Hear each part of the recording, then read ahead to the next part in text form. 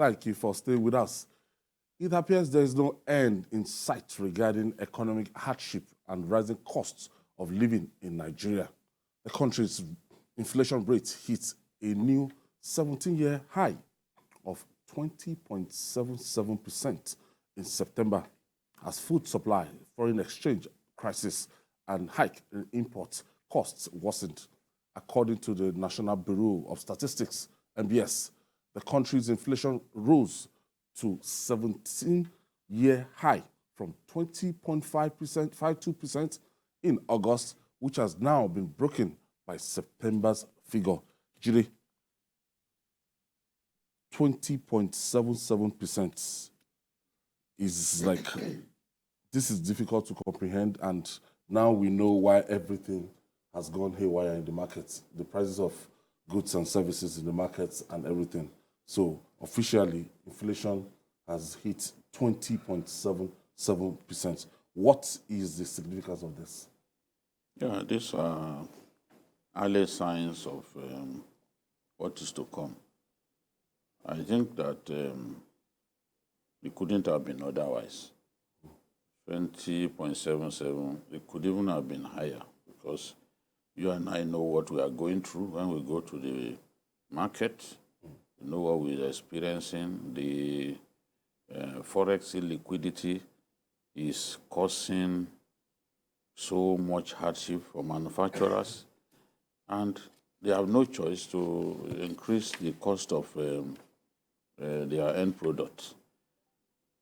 My concern is what will even happen next year, because this high inflationary rate is driven largely by food inflation, and of course, cost of transport, passenger transportation, whether it is air travel or even traveling by road. The cost of transportation has risen very high. Diesel is so expensive at this time, and you and I know there is no subsidy on diesel, so diesel costs are rising. 900. Yes, it depends on where you are buying it. Even petrol now, in states around Abuja, for example, is extremely expensive because truckers are finding it difficult to move from the Lokoja area to the federal capital because of the flooding of the roads. And we thought that it was receding, but we've also had more rains. So the problem is still there, and as a result of that, it's taking these truckers, in some cases, up to 8 days to move from Lokoja to Abuja. And that is the median of the country, the middle point of our country. Kogi shares borders with no less than 10 states.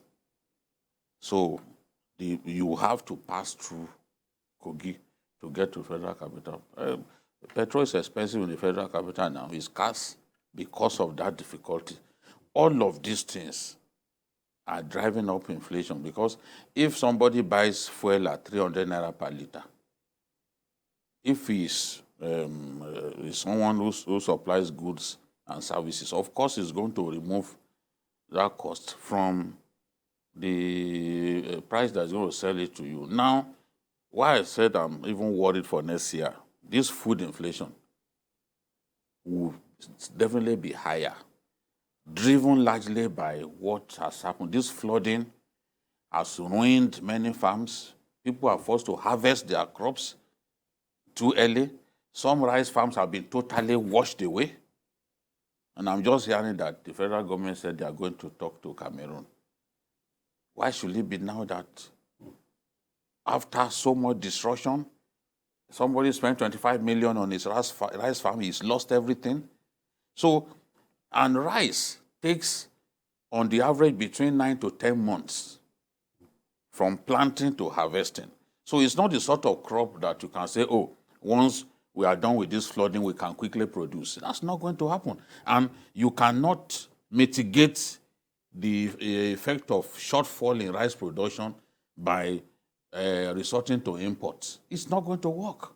So Nigerians love to eat rice a lot, but you can see the signs that next year, we won't have enough rice. And because of that, I'm not surprised. No, we are talking about rice going to 46,000 a bag, local rice in Abuja. It certainly will be worse by next year, because by the time old stocks are exhausted, these people whose rice farms have been washed away, how do we fill that gap? Exactly. So it's really worrisome. And when the president took over in 2015, it was 9%. 9%. The following year, 2016, it went to 15.68. 2017, it went to 16.52. Then it came down in 2018 to 11.40%. In 2020, it moved to 12.2. It started going up. 2021, it ended, that's the year average, at 16.95. By May this year, it went to 17.7%, 71%. Now, we are in the month of October. The September results is 20.77. So you can see that the year average will be worse than 2021, which ended at 16.95. So it's just all kinds of things. Well, obviously, things are not, it's not peculiar to Nigeria, and things are not looking good at all. Well, I think Nigeria's situation is peculiar, because if we keep on saying that this is happening worldwide and Nigeria is not a peculiar situation, maybe we'll be deceiving ourselves, because you need to look at the trend for us as a nation. He has just reeled out some figures. Even as of last year, September, it wasn't as high as this. This year's figure is about 4-point-something% higher than it was last year by this time in 2021, which means that something is fundamentally wrong with our own fiscal policies and economic system. So if we say that, okay, the war in Ukraine or things happening here and there contributing, yes, there are international issues that will naturally affect Nigeria's situation. But I'm not also sure that we are doing enough as a nation to in terms of our economic policies. Now, let's look at the impact of this. For example, when you continue to have higher inflation rates, and mind you, it spoke about food inflation. The food inflation is 23.35%, higher than even the 20.77 that we are talking about. So, which means that the cost of bread, for example, you know how much it has gone up to. From 250 naira, it is now 700 naira. 1,100, 1,300. 1,300. I don't buy. I don't eat bread, so apparently I don't do. So you can imagine that, because, for example, I think I wanted to buy something recently, and I was mop yesterday. Yeah, mop stick yesterday. The last time I bought it, it was I think I bought it for 380 or 280 naira. Now it's 1.5. So honestly, I couldn't even hide something that is almost of no value. Of no value. I couldn't even just hide the shock that yes. So you can the rate at which things are jumping, they are far above what is happening internationally. Yes, of course. Yeah, and if you look at these foreign countries, when they talk about 1% rise in inflation rate, they will talk about it as if the whole world has collapsed. So don't let us deceive ourselves. Double digit, consistently. You can't compare. And manufacturers will tell you that anything that is, any inflation rate that is above 20% is bad. It's bad for any economy, because it's going to impact on production. It's going to impact on the standard of living. It's going to impact on your purchasing power. It's going to lead to poverty. It's going to lead to so many things. So we are not doing well. And we shouldn't just think that this is it's in line with what is happening globally. Our case is peculiar. Let's treat it. No, the thing is, even for those of them who always deceive themselves that, oh, it's a global thing, the thing to do is to take them just down memory lane. Because our people, their attention span is short. Yeah. People do not have the capacity to even look a little back. This thing that they are talking about that is affecting everybody.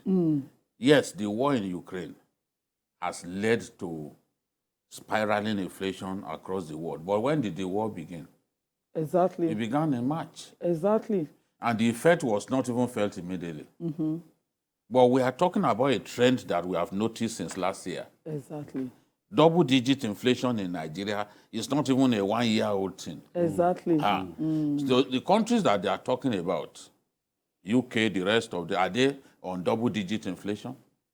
You know, so Definitely these are the not. things. It's always easy for people to jump at Whatever they see that is negative happening Yes. in some countries. And it's not even all countries of the world where they are facing this problem. The countries where the economy is doing well, they will not cite those examples. They're always looking for the negatives to be happy that, oh, we are in good company. Why must we be happy to be in bad company? And even This is the the living problem for standard me. of the countries they are citing, are they the same with the living standard The of things Nigerians that now? we do for ourselves, government will do for people For in those them. places. Exactly. For example, in some countries, forget about even school fees for your children and all that. It's all taken care of. Some of the people who are even sending children to Canada is because they know that some opportunities are there that government will make available to you. You go to Norway and some of these Scandinavian countries. Education is free at all levels. Even in UK, You know? to secondary school level. So, even in the US. Look, for some of us, if you take collect student loan, you go Yes. to school, Yes. you pay it while you're working. Obama, remember Obama now? Even Obama benefited from that. Yeah. If He pays. Obama was owing parking fees in the back in university days, it was after he knew that he was going to be president that he quickly balanced up parking fees. They allow you to be able to go to school, pay your school fees with soft loan that is not available here. If it's available here, a lot of the problems that parents go through will have been taken away. Yeah. Some of these private schools, they take as high as 600, 800 naira from you per session, some 2 million. If you are reading maybe a course like medicine and all that. No, it's more than 2 million for medicine. Except for one session. Yes, it's more for Now, medicine, yes. Well, maybe Because some of it's you, those of you who are millionaires who have children reading medicine, I didn't know. So if it is more than 2 million, then we're in Maybe for trouble. law. So the problem that we face, the forex illiquidity that is causing businesses to wind up in our country, that is the lack of access to even credit facilities that is causing some businesses to simply wind up, close down. They are not in some of these countries that we are talking about. No. Why should we have this forex illiquidity as bad as it is in our country? We have our first caller. Ajo is calling us from Taraba State. Thank you for joining us. Ajo, are you there?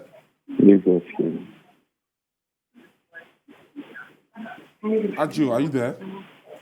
Okay, let's continue. You know, we need to take a look at our foreign economic policy. Yeah. We need to look at the problems that we have. We can't wish those problems away, whether we like it or not. And some of us are committed to talking about it. A situation in which our revenue is even lower than Our budget. than our our expenses. loan repayment. What's it called? Debt. Servicing. We even Is it even like our this budgetary situation? allocation Yes. is being financed by the CBN. So to the tune of like 20 trillion or something, or 20. Yes, I know that even the World Bank warned us. They Yes. call it ways and means. Yeah. So You now know? you are saying, what we are simply saying is that the CBN prints money That's another name. that to finance the budget. deficit in the budget, which also leads to And inflation. the deficits are rising. And they are right. So there are lots of problems because we are spending the money that is not real. The economy is not real. We are No, not. it's just not. We are not Things are not operating. happening. No, so we need to do something, and that has to be done urgently. My concern is even for manufacturing, because that is the sector that can really drive the economy. But they are going through hell. They So want to even get import raw forex, materials, they can't get forex. So that will lead to shutting down of companies. It will lead to more unemployment and all that. So there are problems in the economy that we expect government to solve in the final analysis, not to gloss over it by saying, oh, everyone is going through inflation. Exactly. The kind of problem that they are going through, and for them, it's always, you see light at the end of the tunnel. You know that it's just for a time. But in our own case, we don't even know when we'll come out of this, because it seems to be getting worse.